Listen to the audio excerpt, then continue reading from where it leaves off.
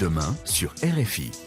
Écho d'ici, écho d'ailleurs, Jean-Pierre Boris. Dans son dernier livre, Un monument de 1200 pages, l'économiste français Thomas Piketty poursuit son travail sur les inégalités. Il s'attaque aux origines historiques de ce phénomène et aux arguments qui ont de tout temps été utilisés pour justifier les systèmes inégalitaires.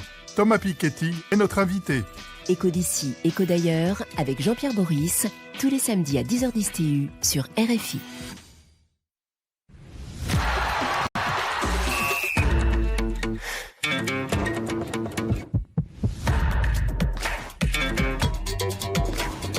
Radio Foot International, Annie Gasnier.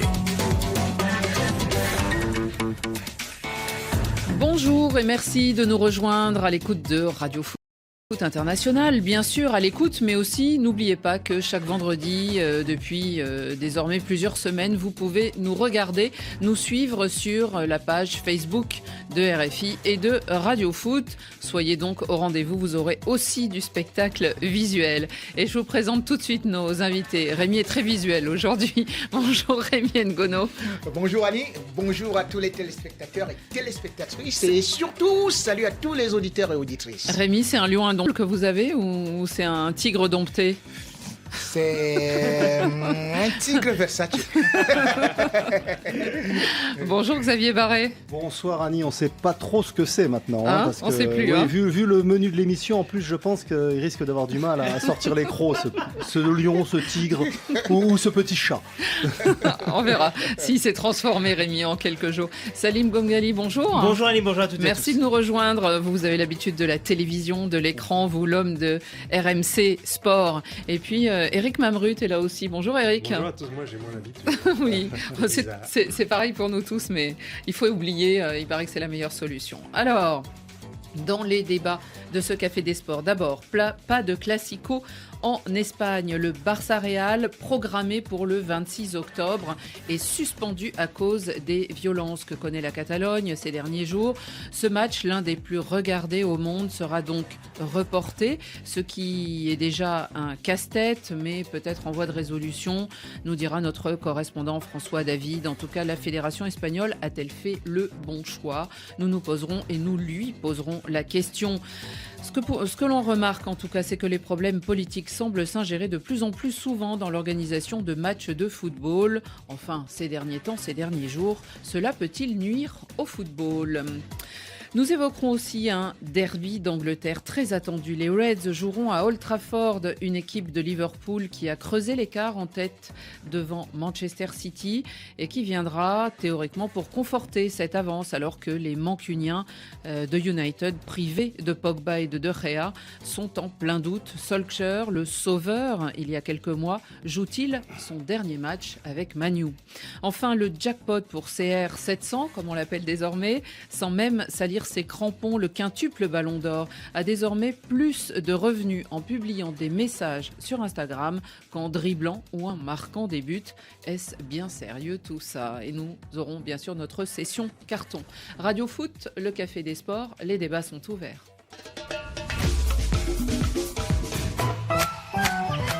Semana de clásicos en el Chiringuito. Hola amigos, clásico tremendo el que se Ramos gives Real Madrid a lifeline. Dans la rue Rouget de Flore, en plein cœur de Barcelone, les voisins et curieux regardent consternés les restes de voitures calcinées. No pueden manchar el fútbol. No pueden interrumpir la normalidad de un país, en este caso, el acontecimiento deportivo del año en este país. Classico aplazado, comme on dit du côté de l'Espagne. Le classico reporté, les simples amoureux du football comme les passionnés de ce match suivi à travers le monde par des millions de téléspectateurs auront tous retenu cette nouvelle tombée en fin de matinée. Pas de classico, Barça, Real, samedi prochain, 26 octobre à 13h, comme la rencontre avait été programmée, d'ailleurs pour faire plaisir aux supporters du continent asiatique. Les raisons de cette annulation, en attendant la date du report, eh bien, ce sont sont les violences que connaît la Catalogne et les rues de Barcelone depuis la condamnation de ces leaders séparatistes il y a 4 jours et 4 nuits. Et cela, en raison aussi d'un appel à manifester ce même samedi 26 octobre, alors que de grandes marches se déroulent aujourd'hui même dans cette région autonome d'Espagne. On va tout de suite justement vers l'Espagne et vers Barcelone où nous attend notre correspondant François David. Bonjour François. Bonjour, bonjour à tous. Je vois que Rémi Ngono a une très belle chemise, moi je suis en blanc. Oui. Il vaut mieux, ces temps-ci, la neutralité. François David, est-ce que cette nouvelle de l'annulation du Classico a un gros impact du côté de l'Espagne ou est-ce qu'elle est noyée finalement dans tous les sujets autour de la Catalogne ? Ça concerne la Catalogne, ça concerne Barcelone, donc forcément ça a un énorme impact. Alors effectivement, on parle beaucoup des violences policières, des violences dans les rues, la police, les indépendantistes, les néo-nazis aussi. Et ça impacte forcément maintenant sur le football parce que, hasard du calendrier, le Classico était programmé pour le 26 octobre prochain, donc dans plus d'une semaine. Et la décision a été prise, comme vous l'avez dit très bien Annie, hier de la Ligue. Et la fédération, c'est de porter le Classico à une autre date. Alors, vous l'avez dit, il va être porté, effectivement. Et a priori, ce sera le 18 décembre prochain, le mercredi 18 décembre prochain. Les deux clubs, Barcelone et Madrid, sont d'accord sur cette date. Le comité de compétition avait laissé l'organisation, les deux clubs pour se mettre d'accord sur une date possible. Et les deux mastodontes du football espagnol se sont accordés sur le 18 décembre. Alors, forcément, pour les fans du football, c'est triste de voir ça, mais il faut vraiment vivre ici pour comprendre ce que c'est toute cette atmosphère pesante. En plus, il y aurait une manifestation monstre le même jour qui était prévu, donc le 26 octobre, dans une semaine, qui aurait impliqué énormément de forces de police. Donc, c'était pas très, très raisonnable. Je pense, moi, que l'Espagne du football a pris la meilleure décision en reportant ce Grand Classico qui attire 650 millions de téléspectateurs dans le monde. C'est quelque chose d'énorme, c'est encore plus que le Super Bowl américain. Ce qu'il y a, François, et ce qu'on peut remarquer quand même, c'est que les autres matchs de cette 10e journée de la Liga restent, eux, normalement programmés. C'est-à-dire qu'il n'y a que le Barça et le Real qui ne joueront pas. Et évidemment, c'est parce que ces deux clubs symbolisent, voire incarnent, d'un côté le pouvoir central de Madrid et espagnol, et de l'autre la Catalogne, l'indépendantisme. C'est ça. Un match, j'ai pas le calendrier en tête, mais un match à la Vesse, Leganés. Bon, c'est un peu de risque de provoquer un tel tsunami. Là, effectivement, c'est le Barça, c'est le Real, ce sont deux plus grands clubs peut-être du monde qui vont s'affronter dans un contexte politique chargé, dans un contexte social très chargé. Et c'est un peu le symbole, vous l'avez dit, entre le pouvoir central de Madrid qui a condamné, selon peut-être les jeunes indépendantistes qui sont en train de manifester violemment, tous ces leaders d'opposition catalans. Madrid a condamné ça et Barcelone, désormais, fait un peu figure de victime. Ce que a toujours été le Barça, finalement, dans son histoire. Le Barça s'est toujours posé un petit peu dans une sorte de victimisation de ces histoires-là. C'est pour ça que c'était mieux, pour moi, de reporter le Classico avec, évidemment, cette symbolique entre le pouvoir central Madrid qui essaye de mettre à pied cette région qui veut, selon certains, être indépendant dans les prochaines années. Éric Mambrut. Précisons juste que ce sont les autorités du football qui ont décidé ce report. L'État n'était pas pour ce report, en tout cas ne l'a pas demandé, c'est en tout cas ce qu'a déclaré le ministre de l'Intérieur espagnol, Fernando Grande Marlaska. Lui, il a dit « L'État est capable d'assurer la sécurité suffisante pour la tenue de ce match ». Donc, en fait, c'est la Ligue qui a demandé en premier que ce match soit reporté et la fédération a dit OK, on va le reporter. Avec sa son comité de compétition qui est souverain. Salim. Le ministre de l'Intérieur dit qu'il était capable d'organiser ce match, sauf qu'on le voit depuis ces derniers jours, et François en parlait il y a quelques instants, il y a quand même de graves soucis, et j'utilise le mot soucis pour pas dire autre chose, évidemment, en Catalogne, dans les rues de Barcelone. Donc, il n'y a pas de match, et on voit déjà tous les dégâts qu'il y a. Alors imaginez, le jour d'un Classico, Barça-Real, avec les manifestations monstres qui est prévu notamment ce jour-là, est-ce que vraiment les deux événements étaient possibles en même temps ? Perso, j'en suis pas sûr. Je pense que c'est la très bonne décision. Dans votre sommaire, vous évoquiez les ingérences politiques. C'est même pas ça. Là, tout simplement, parlons de sécurité. À un moment donné, il y avait peut-être aussi une notion de sécurité et de protection, j'ai envie de dire, du corps humain et de l'homme aussi, parce qu'il y avait possibilité de blesser, voire autre chose. Oui, sauf que du côté de Barcelone, on le sait, il y a aussi certains Aussi, joueurs Gérard qui Piqué et autres, voilà, bien sûr. qui représentent un petit peu ce La côté Catalogne, bien sûr. rebelle, voire belliqueux. Rémi, vous êtes déçu ou vous vous conformez au fait que ce Classico soit reporté, ce grand moment du football espagnol? Je suis tout à fait d'accord parce que je crois que quand on parle de politique et sport, et d'ailleurs c'est pour ça que je dis que chaque fois on dit la politique ne se mêle pas du sport, mais sauf que lors des grandes confrontations, on commence toujours par les hymnes nationaux et chacun chante en mettant... Alors en l'occurrence, c'est du championnat espagnol. Il y aurait pas Oui, eu j'ai d'hymne. dit dans des grands matchs Oui, internationaux. bien Pour vous sûr. dire que si la FIFA déjà le fait, la FIFA est au-dessus, par exemple, de la fédération espagnole et tout, et tout, et tout. Donc, pour vous dire déjà que l'instance fêtière, l'instance dirigeante du football mondial a mis le politique dans le sport. On ne peut pas dissocier cela. Et ça existe depuis Mussolini. Et on a vu comment est-ce qu'il utilisait le sport pour faire sa propagande. Donc aujourd'hui, quand on essaie de dire qu'on peut dissocier, c'est pas possible parce que au niveau des stades, on a constaté que c'est là où il y a les slogans, c'est là où il y a souvent les pancartes qui sortent et à partir de là, il y a des revendications politiques qui interviennent. C'est le moment clé dans la mesure où le monde entier, comme on a dit 650 millions de téléspectateurs, eh bien les gens vont dérouler des banderoles, eh bien quelle que soit la force de sécurité que vous pouvez y mettre, lorsque des gens se décident à faire du vandalisme et tout, et tout, et tout, il n'y aura pas de match. Donc moi, je crois que la Ligue espagnole a été beaucoup plus intelligente que l'État espagnol qui, pour résoudre le problème politique, a fait exactement ce qu'on fait au Cameroun, c'est-à-dire on enferme les leaders, les protestataires, et bien on crée encore plus les protestations. Donc pratiquement, on éteint le feu par le feu. Xavier, c'est vrai que ça aurait pu aussi servir de scénario politique. On a vu ça récemment dans le monde du football et peut-être que ça aurait pu aussi avoir quelques animosités. Dans le stade, alors il y avait déjà eu un match qui avait été annulé, vous vous souvenez, il y a à peu près 2 ans quand il y avait eu déjà les manifestations à ce moment-là. Enfin, il n'avait pas été annulé, François me le disait tout à l'heure, ça avait été un huis clos. Et d'ailleurs, les joueurs étaient même partagés sur la décision du huis clos, je crois que c'était contre Las Palmas, il me semble. Oui, mais on se souvient qu'il pareil, il y a 2 ans, qu'il y avait eu beaucoup d'inquiétude autour du match de Rejón, qui est le foyer de l'indépendantisme catalan contre le Real Madrid. Gérone. Et le match s'était finalement bien passé. Donc, est-ce que, et puis moi, pour avoir été le 13 novembre 2015 au Stade de France au moment des attentats au Bataclan, je peux vous dire que quand on est dans un stade, on est plus en sécurité dans un stade avec des effectifs conséquents pour la sécurité que parfois dans les rues. Là, c'est à l'heure de la manifestation, le match. Malheureusement. Donc, Voilà. Donc, bon, alors, c'était pas possible que ça se déroule, ou en tout cas, les autorités, les dirigeants du Real et du Barça ont décidé de reporter ce match. C'est aussi parce que je pense leur intérêt, entre guillemets, économique, il faut appeler les choses par leur nom, c'est de dissocier vis-à-vis justement du monde entier et du grand public le plus possible le football de la politique. Autant ce qui se passe en Espagne, on sait, c'est très politique entre le Madrid et la Catalogne, autant au niveau mondial, c'est d'abord l'envie de voir un beau match entre le Real Madrid et les Blaugrana, entre Messi, Gareth Bale, Benzema de l'autre côté. Voilà, c'est ce que les gens en Asie, en Amérique et dans le reste de l'Europe ont envie de voir. Ils ont envie de voir Donc, je pense que les dirigeants du Barça et du Real Madrid ont d'abord envie de proposer ça aux téléspectateurs du monde entier.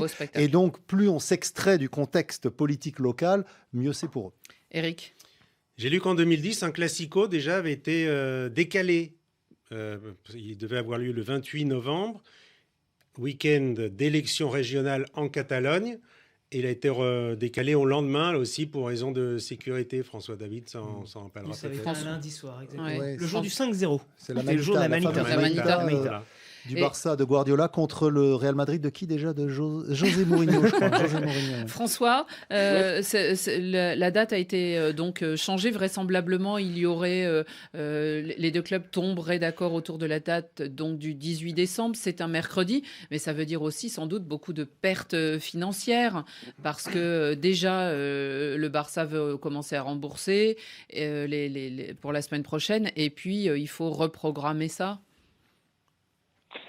Ah ouais, et puis il va falloir savoir aussi s'ils mettent le match à 13h, ce qui paraît impossible.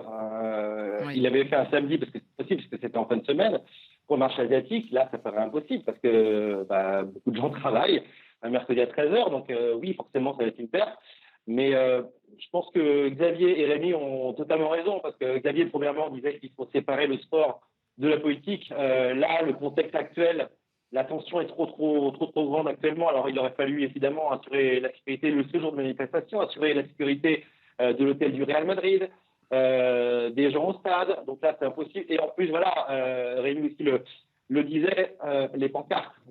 On aurait vu cette fameuse pancarte Catalonia is not Spain, la Catalogne n'est pas l'Espagne, qui apparaît à chaque Classico. On aurait vu aussi d'autres banderoles, je pense, super agressives. Je rappelle quand même que l'hymne de la Champions League, même si là c'est la Champions, mais est comme sifflé à chaque match au Camp Nou, parce que l'UEFA avait sanctionné des banderoles catalanes le jour de la finale de la Champions League en 2015. Donc il y a toute cette rancœur qui même en 2010, oui, effectivement, ça avait été reporté d'une journée. Et à l'époque, Eric, en 2010, l'indépendantisme catalan, c'était presque rien. C'est monté en flèche depuis des années, par exemple de politiques populistes. Et c'est vrai que désormais, c'est incontournable. Donc, encore une fois, oui, moi je pense qu'ils ont eu raison. Trouver une date, ils l'ont trouvé a priori. Il y aura beaucoup de pertes financières. Les Asiatiques, a priori, ne pourront pas voir le match, parce que le match, normalement, devrait se dérouler. Ça, je pense que c'est une bonne nouvelle pour les amateurs de foot à 20h ou 21h au Camp Nou. Mais c'est vrai que c'est dommage. Salim, moi j'aurais une question. Les deux clubs ont refusé l'inversement de la rencontre, c'est-à-dire on aurait pu, ou ça avait été pensé, envisagé, de le disputer à Santiago Bernabéu. Alors il y a des histoires d'argent bien sûr, mais est-ce que sur le plan sportif ça a vraiment un sens? Est-ce que ça changerait tout dans la Liga si ce Classico se joue d'abord à Madrid au lieu de se jouer Objectivement non, soyons clairs là-dessus. Sportivement ça ne changerait rien que le match se joue d'abord à Bernabéu au Camp Nou ou vice-versa. En revanche, soyons clairs, et on en parlait il y a quelques instants, on parlait des remboursements des billets, on parlait de la notion économique. Là, il y a eu 90 000 billets, en gros, c'est la capacité du Camp Nou, qui ont ainsi été vendus. 98 000, pardon. Ainsi, donc, il faut réussir à revendre autant de billets à Madrid, grosso modo, c'est un petit peu moins à Bernabéu. Alors ça, pour les ventes, c'est pas compliqué. Un Classico, ça va forcément attirer. Mais de l'autre côté, il y a quand même financièrement un remboursement. Il y a une telle logistique que c'est pas si évident en si peu de temps de réussir à inverser une telle rencontre. Moi, je pensais juste au plan sportif, parce qu'il y en a qui disent oui, comme le Barça est juste derrière le Real. Sportivement, non. Mais en revanche, logistiquement... Je suis pas tout à fait d'accord avec Salim, parce que je pense que s'ils ont refusé, c'est aussi d'abord pour des raisons sportives. Parce que le fait d'avoir le match retour à domicile, psychologiquement, on sait que c'est toujours un avantage. Or, le Real Madrid, il ne faut pas oublier, avait perdu l'an dernier à domicile le match aller. Donc derrière, ils ont été distancés pour le titre. Là, on sait qu'ils sont un petit peu devant le Barça. S'ils perdent à Barcelone, ils garderont toujours dans la manche ce joker de jouer le match retour à la maison. S'ils avaient joué là à domicile et qu'ils gagnaient le match, ils avaient une certaine avance. Oui, aussi, avec le fait que le match retour aurait lieu à Barcelone. Donc je pense que sportivement, ça les arrangeait pas forcément non plus, le Real Madrid. On va pas les mettre d'accord. Mais je crois que tout simplement le débat n'a pas lieu d'être. François David va nous le confirmer, parce que dans les règlements de la Ligue espagnole, une telle inversion n'est pas autorisée. C'est pas autorisé, François ? Non, dans les textes, non. Maintenant, à circonstances exceptionnelles, ils auraient pu faire justement une exception. Mais je pense que plus prosaïquement, aussi Barcelone ne voulait pas se mettre dans la peau. On va faire une fleur au Real Madrid en allant là-bas, même si depuis quelques années, ils gagnent à chaque fois au Bernabéu ou le Barça. Mais je pense aussi que tout de suite, le Barça dit non, on ne va pas jouer là-bas. Rémi ? Moi, je crois que sportivement aussi, ça allait jouer, parce que même si vous dites que le Real aurait souhaité recevoir, le Real fait mieux à Barcelone qu'au Santiago Bernabéu. Ouais. Depuis 2009 jusqu'à 2019, eh bien, c'est 10 matchs, et puis c'est le Barça qui a gagné 7 fois.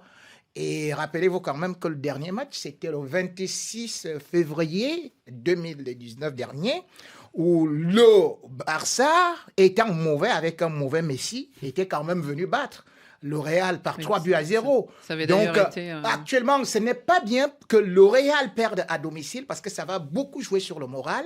Donc, moi, je crois d'ailleurs que c'est bien pour le Real qui aujourd'hui... Donc, sportivement, il y avait une logique aussi. Il y a une logique, oui, parce que le Real voit aussi, au niveau des effectifs, le Barça est presque au complet. Or là, le Real actuellement, c'est l'hécatombe parce que vous n'avez pas Modric qui s'est aussi blessé, Kroos est également blessé, Bale est sorti sur blessure. Donc à partir de dans les matchs internationaux. Hein. Dans les matchs internationaux, qu'est-ce que ça allait donner si jamais ils étaient tabassés à domicile? Ça allait totalement pourrir la saison de Zinedine Zidane. Les gens allaient immédiatement demander que, oh là là, on veut déjà qu'ils partent. Donc mieux qu'ils perdent étant par exemple au Camp Nou, ou alors qu'on laisse encore une marge pour que les joueurs blessés reviennent et pour qu'ils puissent jouer avec un effectif conséquent. Messieurs, moi je voudrais vous poser une question. Est-ce que cette semaine, on n'a pas eu une multiplication peut-être trop lourde des troubles géopolitiques dans le football? Alors, rappelons, lundi soir, c'était le fameux France-Turquie avec ces joueurs turcs qui ont répété les gestes militaires pour soutenir leurs soldats qui interviennent dans la région kurde du nord de la Syrie. On a eu aussi ce match sidérant, j'imagine que vous avez vu les photos, parce qu'il n'y a pas eu d'image, mais entre la Corée du Nord et la Corée du Sud, où il y avait en gros qu'un seul spectateur dans un stade de 50 000 places à Pyongyang, qui était Gianni Infantino, qui est allé voir sur place que vraiment, il n'est pas très fort diplomate. Et puis, l'indépendantisme catalan. Xavier, c'est pas un peu... c'est la rançon du succès du football. Mais est-ce que ça peut lui nuire, justement ? Bien sûr. C'est la rançon du succès du football.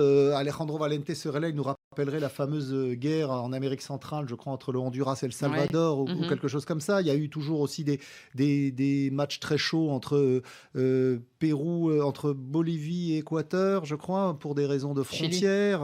Chili. Mais même l'an dernier, il y avait un Israël-Argentine annulé, juste avant la Coupe du Monde, sous la pression palestinienne. Donc il y a souvent, et même en Afrique, parfois, il y a aussi des matchs très très tendus.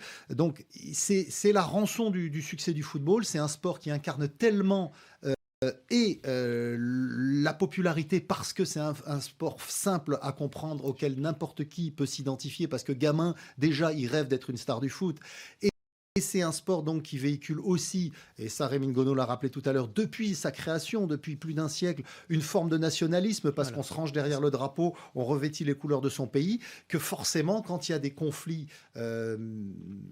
politiques entre certains pays, eh bien ça se retrouve sur le terrain. Et pour plonger les propos de ces messieurs, c'est vrai qu'au final, le foot, c'est une autre manière, sans les armes, de faire la guerre. Parce que vous avez certes cette... vous entendez monsieur Salim Clausewitz. Mais surtout, les drapeaux, notion de drapeau, cette notion de nationalisme, en tout cas exacerbée dans les tribunes, notamment lorsque ce sont des matchs internationaux, c'est une autre manière de faire. Et forcément, qui dit nationalisme, en tout cas défense du maillot, dit parfois des débordements. Rémi ? Tout à fait, parce que aujourd'hui, quand on essaie de regarder comment est-ce que les gens ont récupéré le football, vous allez quand même voir qu'un certain Mobutu Sese Seko, au niveau du Zaïre, qui est devenu la RDC, comment est-ce qu'il dit à ces gars que vous êtes des soldats, vous partez à la guerre et tout, et quand ils reviennent, allez hop, il dit, voilà, vous avez déçu, vous devez faire peut-être maintenant prison ou bien... Et on a vu la même chose en Côte d'Ivoire, où vous voyez carrément... dans des camps, pratiquement dans des camps de redressement. Donc, pratiquement, c'est... Donc ça peut nuire. Le football, c'est devenu l'opium du peuple après la religion, ou bien a dépassé la religion, parce que avant la politique. Avant la politique, aujourd'hui. Donc, aujourd'hui, c'est pour mieux. Et d'ailleurs, quand on organise les compétitions sportives aujourd'hui, qu'est-ce qu'on voit? Eh bien, les présidents, par exemple, des confédérations vont rencontrer les chefs d'État. Alors qu'on dit, écoutez, le football ne se mêle pas du politique, mais ils sont reçus par les chefs d'État, dînent avec les chefs d'État. Comme un chef d'État.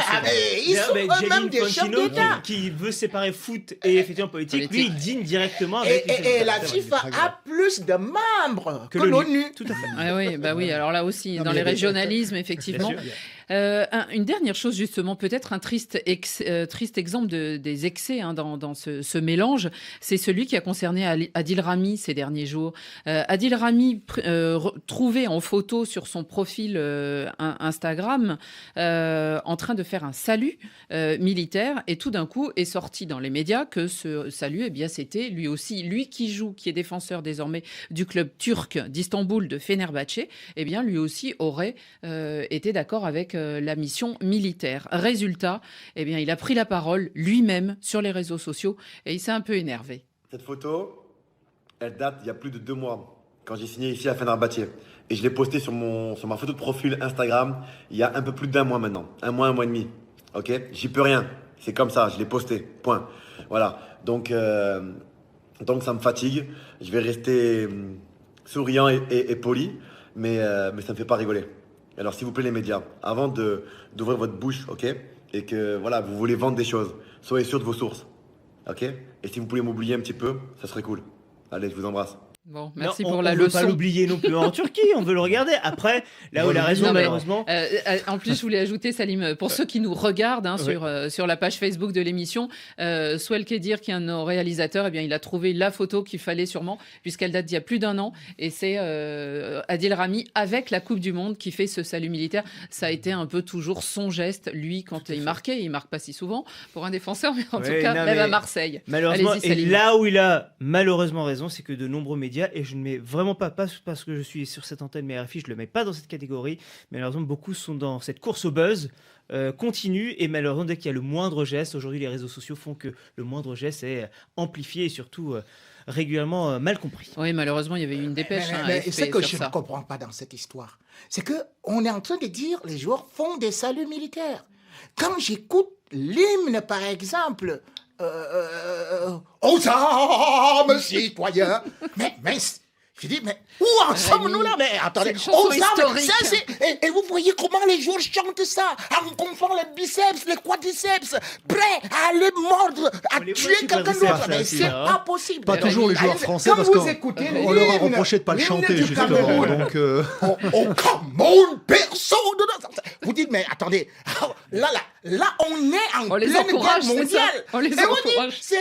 Mais on voit Griezmann faire les saluts tous les jours. Les gestes qui sont en train de faire. Rémi, les Turcs ont reconnu que eux, c'était pour soutenir les soldats qui étaient en opération dans le nord de la Turquie. Ils ne disaient pas qu'ils soutenaient forcément de la Syrie. De toutes les façons, quand on chante déjà l'hymne avec ses paroles, guerrières, c'est terrible. Les Espagnols, ils n'ont pas de paroles sur leur hymne. Oui, au moins c'est plus simple. Merci beaucoup François David d'avoir été en direct avec nous depuis Barcelone, et on reviendra vers vous pour évoquer tout simplement la journée de Liga, la 9e journée de championnat, et quand le ballon roule un peu partout. Merci beaucoup, gracias François. Merci, et on espère que ça va se calmer ici. Oui, bien sûr. Et pour ce qui est en tout cas du salut militaire des Turcs, ajoutons quand même qu'on attend toujours la sanction de l'UEFA envers les joueurs qui, par 2 fois, donc, ont effectué ce geste politique sur une pelouse lors d'un match officiel, ce qui est théoriquement interdit par les dirigeants du football mondial. On continue. Manchester, Manchester, passa pour la mettre nous sérieux. Manchester, lève sa coupe la fait nous gagner, nous perdre ensemble, nous tomber, nous lever ensemble. There's only one United. My team, my life, my good friend. I love you, Man United. Till death I will support you. United, Manchester. Vous connaissez ça? Un air qui nous vient de l'île Maurice et qui chante les louanges de Manchester United. Oui, en fait, il faut comprendre déjà que RFI est très écouté à l'île Maurice. Tiens, je tiens à le signaler. Bonjour à tous. Vraiment, vous pouvez. Regardez-nous aussi sur la page Facebook. Exactement.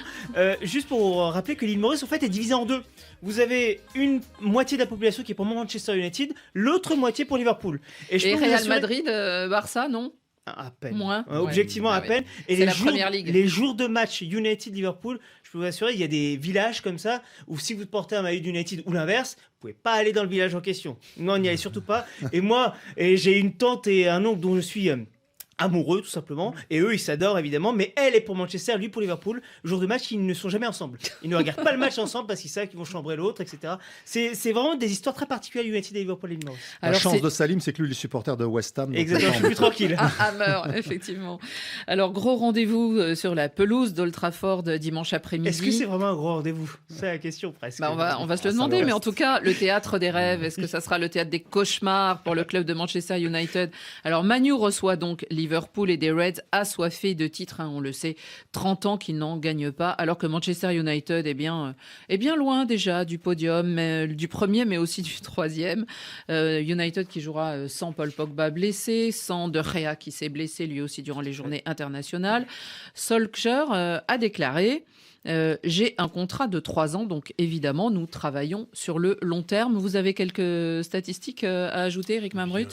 Bien Mais sûr. Oui, je sais, je connais votre penchant. Puisque vous parlez de l'entraîneur norvégien de cette équipe qui avait très très bien démarré, il arrive en décembre 2018 et là il gagne 10 de ses 11 premiers matchs. On se dit c'est formidable, mais au bout d'un moment ça a Du coup, ils lui font un contrat longue durée. Là, à partir de mars, après Paris. De mars, il n'a remporté depuis que 5 rencontres sur 21, toutes compétitions confondues. Ça s'est confirmé donc en début de saison. Man United, après 8 journées, est 12e avec 9 points. Seulement, c'est apparemment le pire début de saison du club depuis 30 ans. Donc, on peut comprendre que Ole Gunnar Solskjaer voilà. soit un petit peu menacé sur la sellette. Salim. Menacé, oui, c'est le mot, parce que quand vous faites un tel départ, quand vous êtes Manchester United, donc parce qu'au final, United-Liverpool, oui, ça reste évidemment une affiche, quoi qu'il arrive, même si vous avez une équipe qui va très mal et l'autre qui va bien. Malgré tout, Solskjaer, il y avait des attentes. Lorsqu'il est arrivé, Eric l'a rappelé, ça s'est très bien déroulé. La fin de saison beaucoup plus délicate, mais Solskjaer avait des envies, avait une volonté de retirer et d'enlever certains joueurs, d'en récupérer d'autres. Maguire, c'est ce qu'il voulait, il a réussi à le récupérer. Pogba, il voulait le garder, il a réussi à le garder aussi. Et malgré tout ça, on a un jeu, on a critiqué à juste titre aussi José Mourinho lorsqu'il était à Manchester United, sauf qu'aujourd'hui, quand je vois ce que fait Solskjaer à la tête de cette équipe, je vois pas la différence, voire même c'est pire même que sous l'ère José Mourinho. Au moins il y avait parfois des révoltes pendant une rencontre, vous aviez quand même quelques actions, là plus rien. Et en plus de ça, pas de bol pour Solskjaer. Vous avez une hécatombe de blessures. Vous savez, ça, c'est la goutte d'eau. Mais quelle goutte d'eau! Dans beaucoup des grands clubs européens actuellement. Ouais, mais c'est vrai que De Gea, Pogba, ça fait partie de ces joueurs-là. Mais il y en a d'autres. Les Van Bissaka, qui est un joueur clé qui est blessé. D'autres joueurs également. Quand je vois ce Manchester United-là, depuis le début de la saison, c'est une équipe, utilisons le terme, qui est pitoyable. Après, le seul espoir de Solskjaer, s'il y a résultat potentiel ce week-end, c'est que Manchester United n'est qu'à 5 points de la 4e place. Pour parler du podium, je rappelle que c'est la 4e place qui compte au final. Et 5 points de retard sur la 4e place, donc 5 points de retard sur la Ligue des Champions, en soi, c'est pas énorme non plus. Rémi, est-ce que les Reds vont venir faire leur loi sur le théâtre des rêves? Je voulais d'abord que... Les Reds, on le rappelle, c'est 8 matchs, 8 victoires. Je voulais que le procureur de la République contre José Mourinho fasse d'abord son réquisitoire avant que je ne vienne à répondre, parce qu'aujourd'hui, vous avez bien souligné que c'est du catastrophisme, ce n'est plus de l'alarmisme. Et aujourd'hui, la première des choses, pour répondre à votre question, oui, parce qu'on voit que... Oui, c'est-à-dire Liverpool va faire sa loi, parce qu'on essaie quand même de regarder que ça fait presque 16 matchs, victoires consécutives, ce qui ne s'est pas vu en première ligue, que Liverpool continue à aligner. Ça fait quand même 20 buts que Liverpool a marqué contre 6 seulement encaissés, c'est-à-dire c'est une équipe en super forme, qui récupère aussi son gardien de but et qui est blessé, et qui certainement recrute son meilleur défenseur, qui est le Camerounais, dont on ne parle pas souvent. C'est vrai, Joël Matip, vous avez raison. Voilà, Joël Matip, d'ailleurs, qui a été élu le meilleur joueur de Première Ligue pour le mois dernier. Donc aujourd'hui, c'est une équipe qui, même quand elle souffre, sait faire du résultat. Mais par contre, Manchester United, comme vous avez dit, depuis mars, d'ailleurs, ne parvient pas à faire un résultat. Et c'est ce que je disais.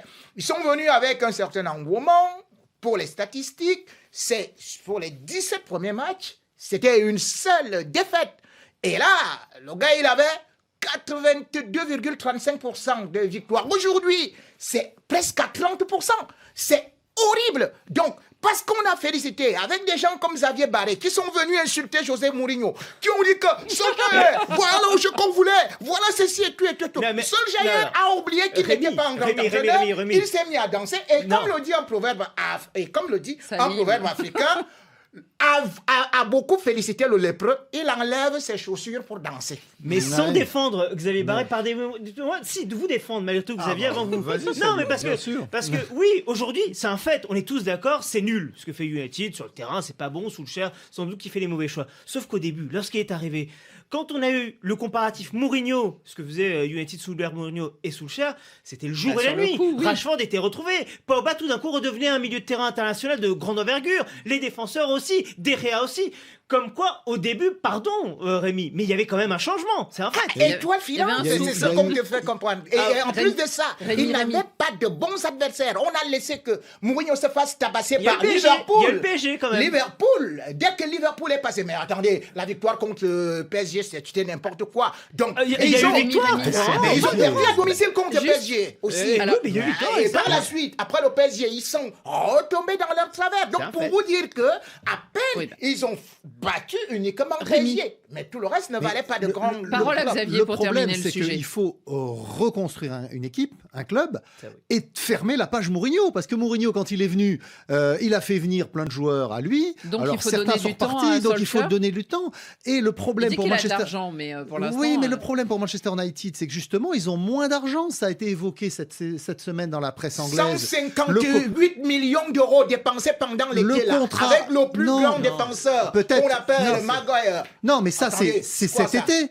Le problème, c'est les perspectives que tu offres aux joueurs que tu veux recruter. Or, aujourd'hui, le contrat avec Chevrolet, en l'occurrence, la marque automobile, qui était en renégociation à la hausse, les négociations sont bloquées. Le contrat avec Adidas, qui était le plus gros contrat de tous les clubs de foot, d'équipementier, 80 millions d'euros sur 10 ans, voilà, par saison.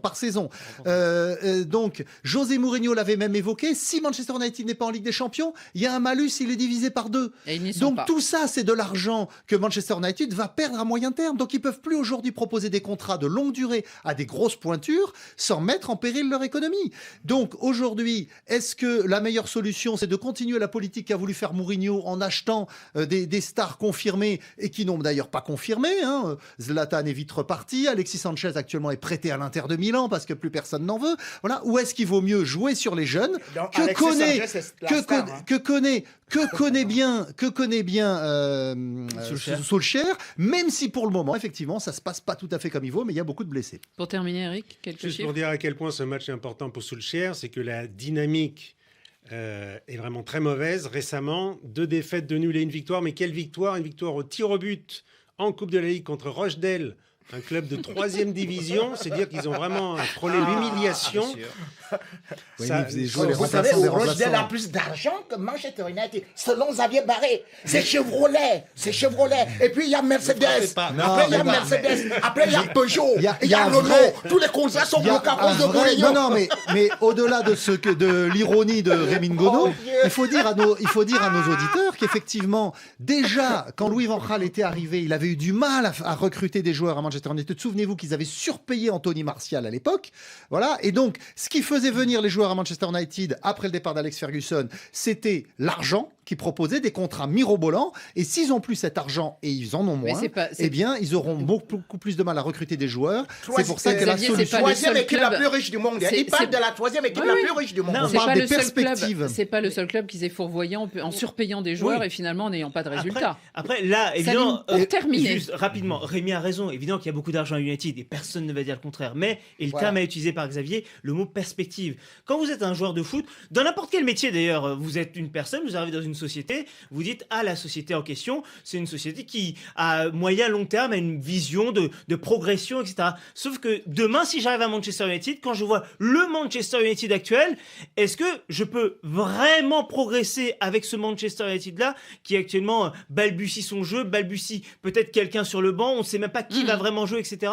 C'est aussi ça le mot perspective. Quand je suis joueur de foot, j'ai peut-être pas envie actuellement d'aller à United. Encore un petit mot. Juste un motif d'espoir pour Manchester United, parce que bon, il faut quand même les motiver. Parce que contre Liverpool, ça se passe pas toujours mal. Sur les 10 derniers duels, les Red Devils de United mènent 3 victoires contre 2 aux Reds de Liverpool. Il y a eu 5 résultats nuls. Et puis, Liverpool peut perdre cette saison. Liverpool a perdu en Ligue des Champions à Naples 2-0.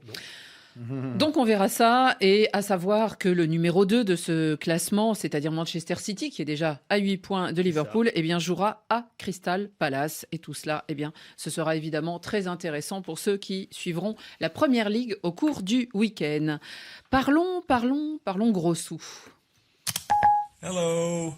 Só para vir aqui fazer direto, para mandar abraço aqui à malta. Em francês, merci beaucoup. Bom, e beijinho a todos. Thank you, guys. Tá boa.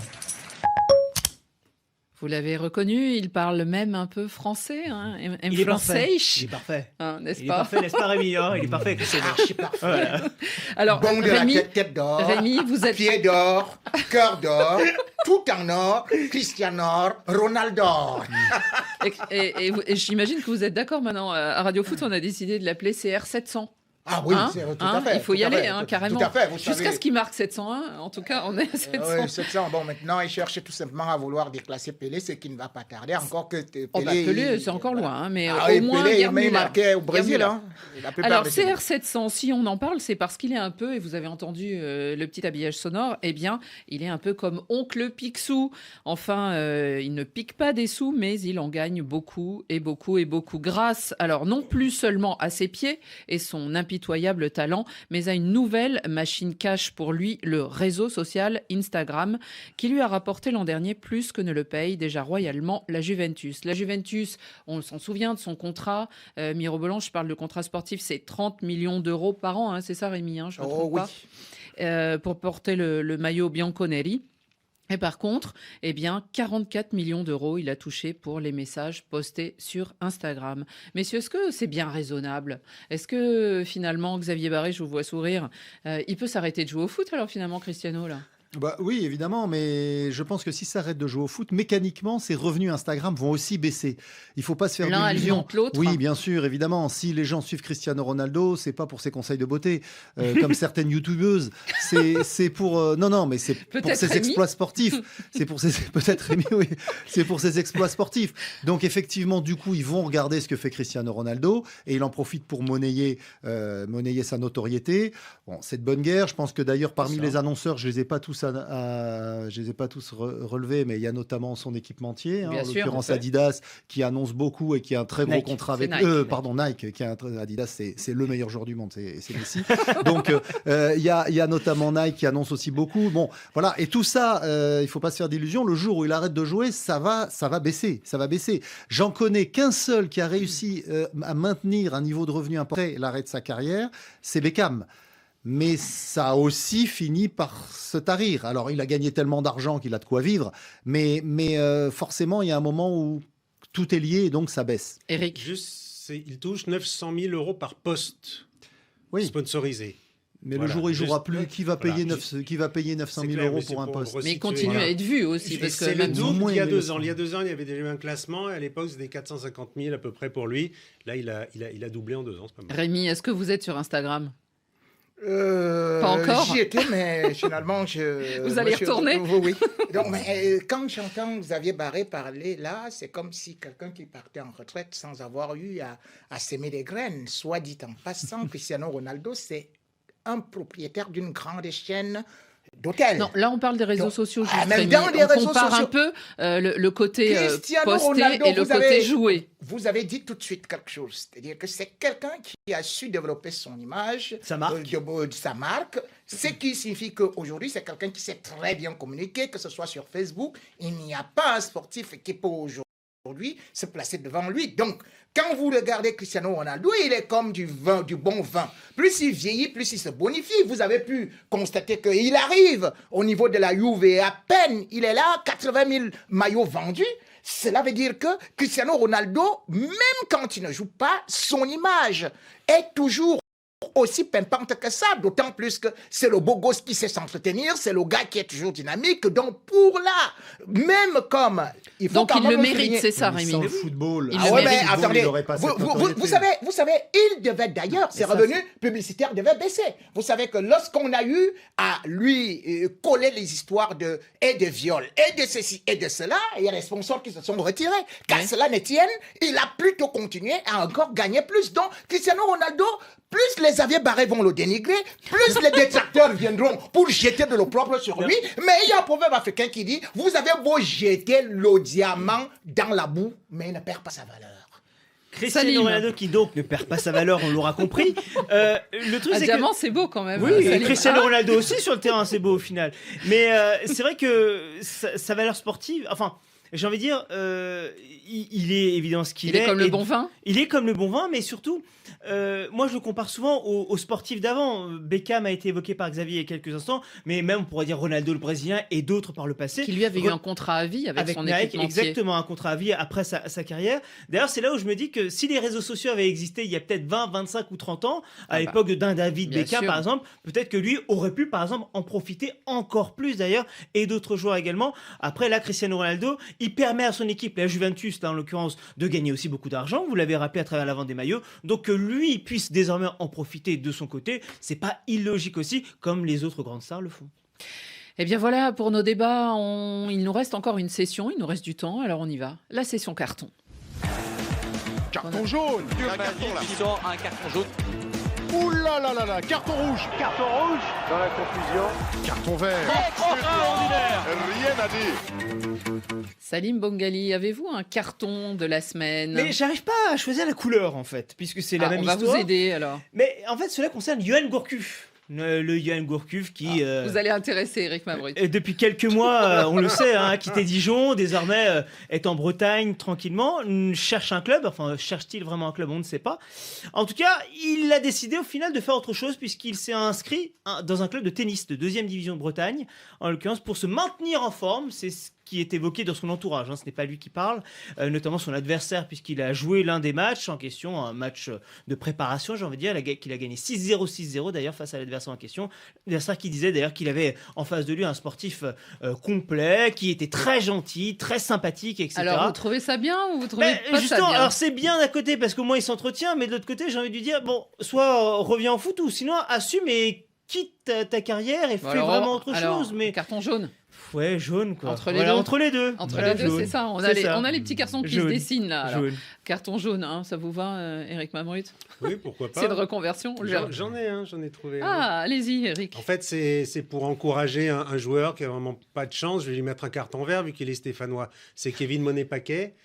Rupture des ligaments croisés du genou gauche l'an dernier. Il revenait à peine. Ouais.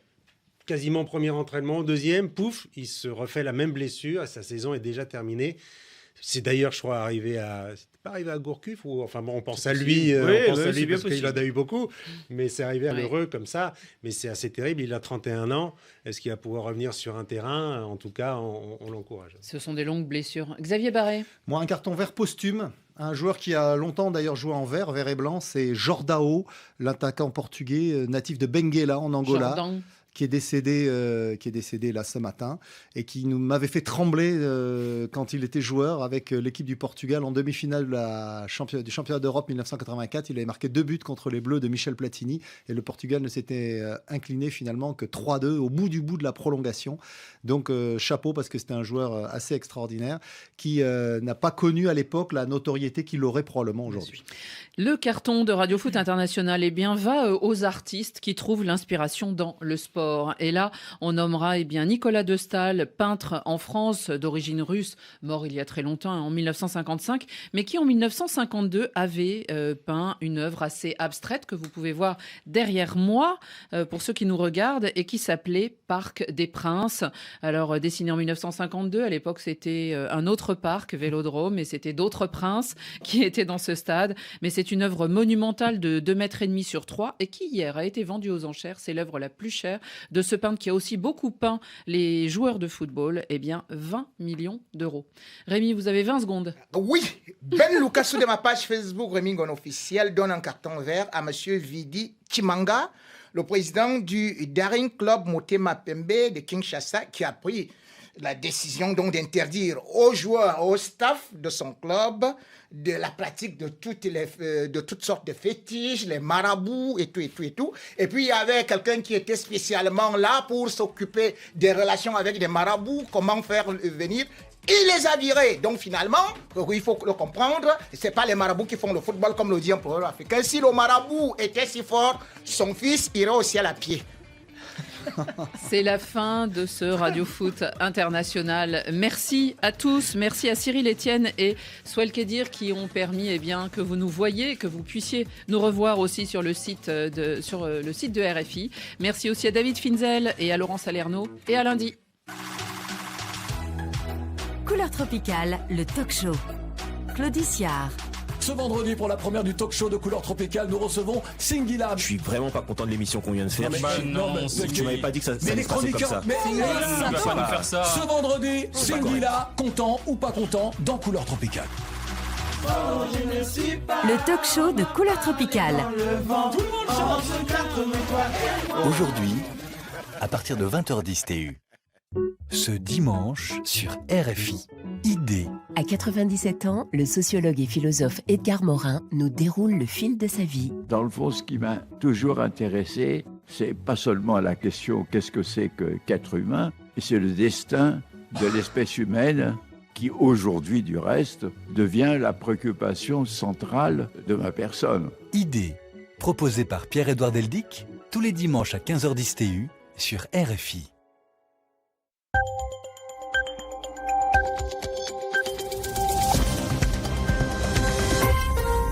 Vous écoutez RFI, 18h à Paris, 16h en temps universel. Et c'est l'heure du journal tout de suite avec Florent Guignard. Bonsoir Florent. Bonsoir Annie, bonsoir à tous. À la une de ce journal, un carnage dans une mosquée, 62 morts en Afghanistan. Les talibans accusent l'État.